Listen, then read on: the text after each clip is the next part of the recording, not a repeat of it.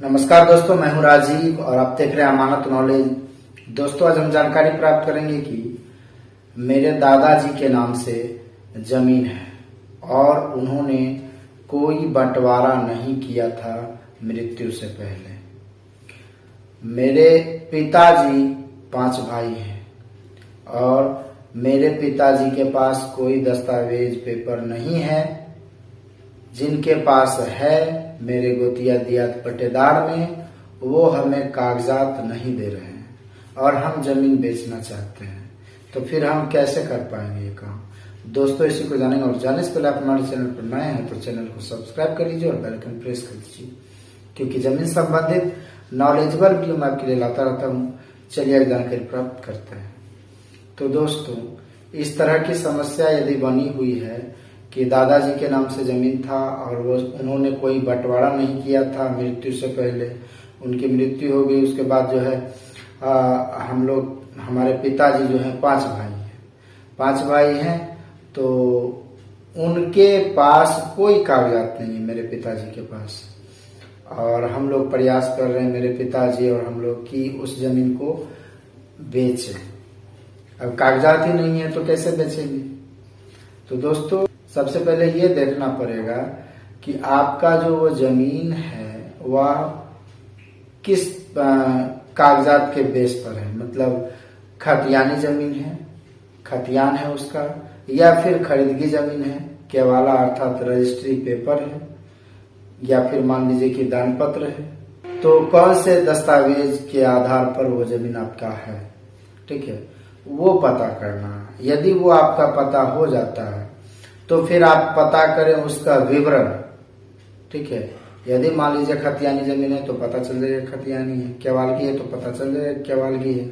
तो उसका विवरण आप पता कीजिए। विवरण मतलब जैसे में कि किन के नाम से जमीन था, ठीक है, उनका नाम और मौजा का नाम, अंचल, जिला, परगना, थाना नंबर, ये सब पता रखें, खाता नंबर, खेसरा नंबर, इतना विवरण तो चाहिए, ठीक है। और इस विवरण के साथ यदि खतियानी जमीन है तो फिर आपको जाकर अपने जिला समाहरणालय में पता करना है कि खतियान उपलब्ध है या नहीं।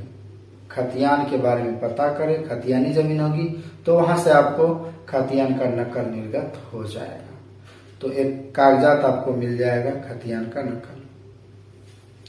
अब मान लीजिए खतियानी जमीन नहीं है, केवालगी है, मतलब जमीन रजिस्ट्री किया हुआ था, खरीदा गया था।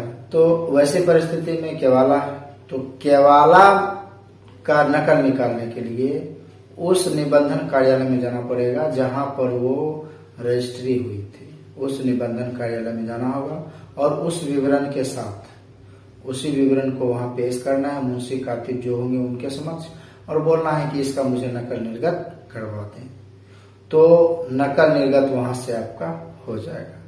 तो खतियानी जमीन हो या केवालगी जमीन हो, आपके पास दस्तावेज का नकल आ जाएगा।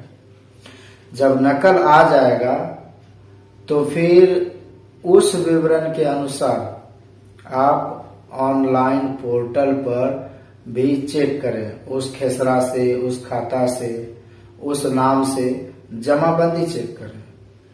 तो जमाबंदी यदि मिल जाता है तो फिर आपको कहीं किसी तरह की दिक्कत नहीं होगी, ठीक है।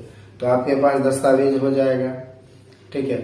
ऑनलाइन पोर्टल पर आपका जमाबंदी मिल जाएगा, तो उसमें आप देख लें, सारा विवरण मैच करें। यदि सही है तो आप एक लगान रसीद कटवा लें। लगान रसीद कट जाएगा, आपके पास जो दस्तावेज है, जो मेन दस्तावेज है उसका नकल है आपके पास, तो वो एक पेपर हो गया। दूसरा, जो आपने लगान रसीद कटाया वो हो गया।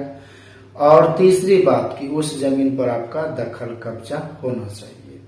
अगर ये सब काम आप कर लेते हैं तो फिर आप अपनी वंशावली बनाएं, वहां से जिनके नाम से जमीन है, मतलब दादा के नाम से जमीन थी तो दादा के नाम से शुरू करना है और खुद के नाम तक लाना है। उस तरह का वंशावृक्ष मतलब वंशावली बनवा लें एक कोर्ट के माध्यम से, या फिर पंचायत में पढ़ते हैं आप, मतलब नगर पंचायत या फिर मान लीजिए ग्राम पंचायत है, तो वहां पर जो है जो सरपंच महोदय होते हैं उनसे जो है आप करवा सकते हैं, वंशावली बनवा सकते हैं, या फिर कोर्ट से भी आप बनवा सकते हैं। तो वंशावली बन जाएगा, तब ये सारे पेपर के आधार पर आपका क्या हिस्सा होता है, मतलब आपका जो शेयर बनता है, तो उतना आप भेज सकते हैं।